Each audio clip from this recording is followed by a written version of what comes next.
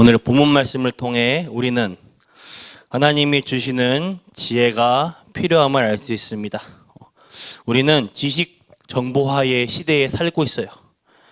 이 지식은 많이 알수록 좋죠. 그런데 이 지식이 너무 많아 혼란을 가지고 있습니다. 또 많은 사람들이 세상 지식이 전부 다인 줄 알고 있어요. 지식을 많이 알아도 세상 속에서 어려움을 당합니다. 공부를 잘해도 공부 잘하는 것 그 속에서 영적 문제가 와요. 해결할 길이 없습니다. 그래서 복음을 제대로 모르면 안 됩니다. 그리스도, 이 부분이 바르게 이해되어져야 돼요. 왜 그런가 하면 우리 인간에게는 세 가지가 가로막고 있습니다. 첫 번째는 죄와 저주입니다. 죄로 말미암아 저주가 우리를 가로막기 있기 때문에 우리는 사실상 할 수 없는 것입니다. 그리고 지옥 배경입니다.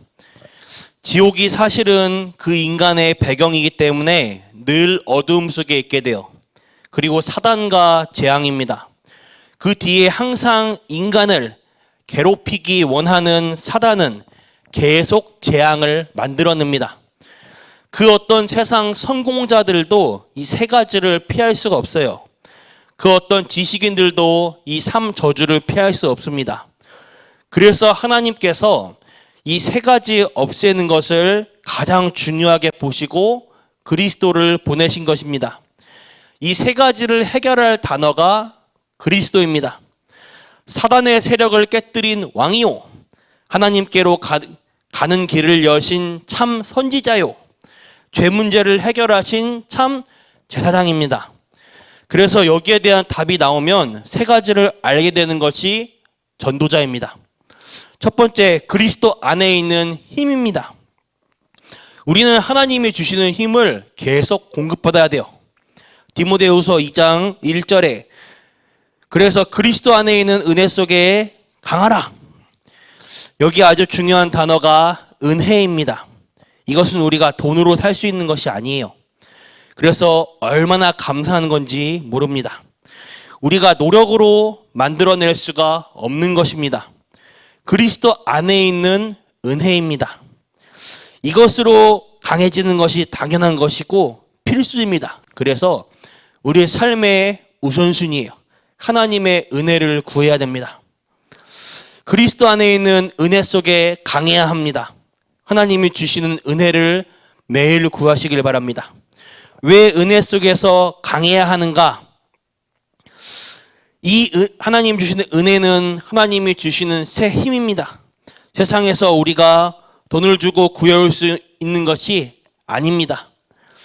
세상에서 가져올 수 있는 것 같으면 재벌들이 다 가져갑니다. 뭐 때문에 우리가 예수를 믿어야 합니까? 전부 이 세 가지 저주를 몰라가지고 비참하게 죽어가고 있는 사람들이 많습니다. 전부 이 세 가지 저주 가운데 있는데 숨기고 있습니다. 내 자신을 포장하고 있어요. 우리는 자꾸 성공을 좋아하지만 이 삼 저주 모르고 성공한다는 것은 그만큼 더 큰 짐을 안고 살아가는 것입니다. 그래서 그리스도 안에 있는 은혜 속에서 강해야 합니다. 여기에 강하라는 말이 굉장히 중요합니다. 이 힘이 우리에게 꼭 필요합니다. 디모데후서 2장 2절에 그렇게 되면 하나님께서 두 가지를 붙이십니다. 많은 증인, 네가 많은 증인 앞에서 들은 것을, 그 다음에 뭐가 나오는가 하면 충성된 자입니다. 충성된 자를 하나님이 예비해 놓았습니다. 여기에 부탁하라고 되어 있습니다. 그대로 부탁하라.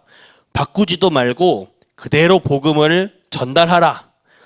그러면 그가 또 다른 사람을 가르친다. 이것이 전도입니다. 또 이것은 그리스도 안에 있는 힘입니다. 두 번째로 그리스도 안에 있는 삶이에요. 그리스도가 기준이 될 경우 그리스도 안에 있는 삶을 살게 되는 것입니다.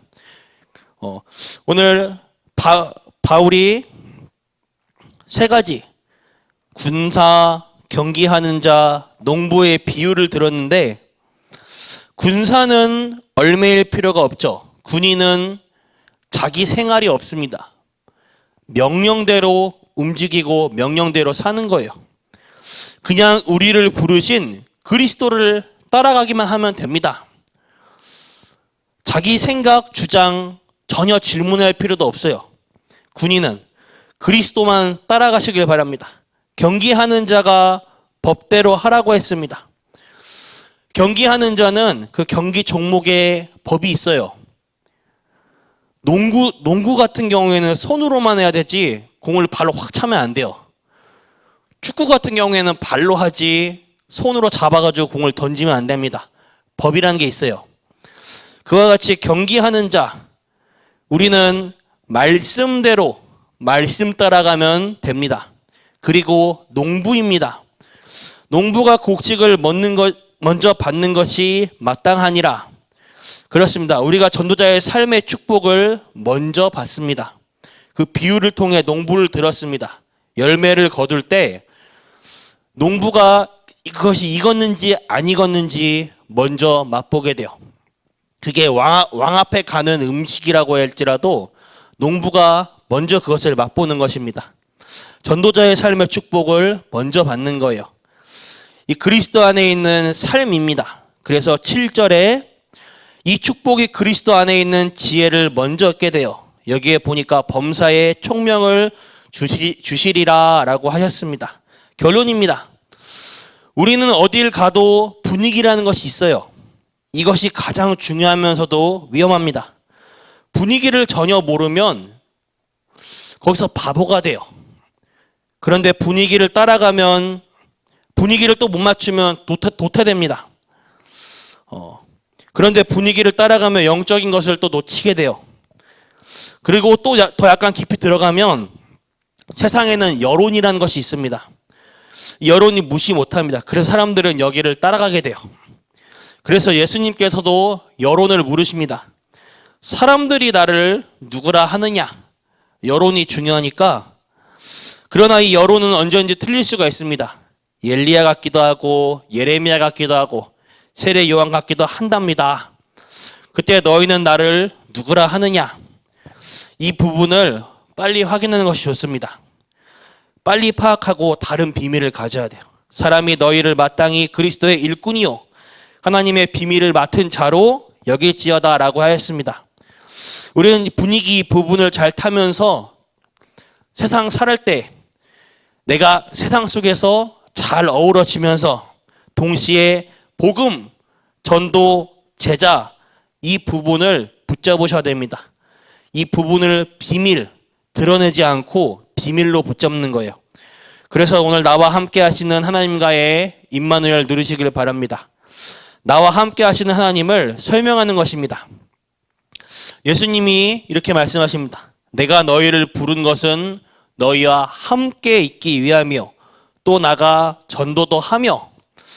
하나님이 주시는 지혜를 붙잡는 이런 결론이 모든 성도님들에게 나타나길 바랍니다.